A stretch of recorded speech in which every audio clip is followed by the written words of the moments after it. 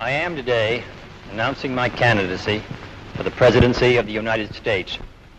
The presidency is the most powerful office in the free world. Through its leadership can come a more vital life for all of our people. In it are centered the hopes of the globe around us for freedom and a more secure life. A record number of Americans, upwards of 67 million, go to the polls to elect the 35th President of the United States. The Democratic nominee is an early favorite, and first returns bear out predictions in Mr. Kennedy's favor. But GOP standard-bearer Richard Nixon is staunchly supported, not least by President Eisenhower, who is up early, arriving at 6:18 a.m. at Cumberland Township, Pennsylvania, near his Gettysburg farm, to cast his ballot. Eager crowds gathered outside the West End branch of the Boston Public Library as Senator Kennedy and his pretty wife arrived at the polling place early on Election Day before flying on to Cape Cod to await the outcome.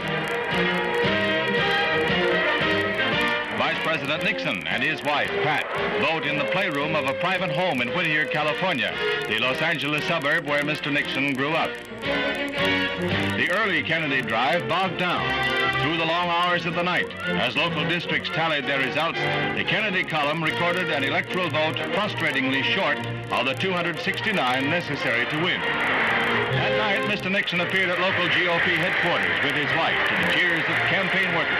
At almost 4 a.m., he virtually acknowledged defeat. As I look at the board here, while there are still some results still to come in, if the present trend continues, if Mr. Kennedy, Senator Kennedy, will be the next president of the United States.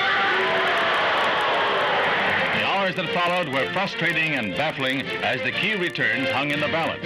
Not till the middle of the next day was the victory clinched by one of the closest margins recorded. The unexpectedly delayed climax saw Senator Kennedy the victor with a clear margin of electoral votes.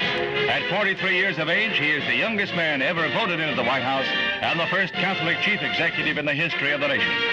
In Mr. Kennedy's first public appearance after his election, accompanied by his wife Jacqueline, his father, financier Joseph Kennedy, makes his first appearance since the campaign began.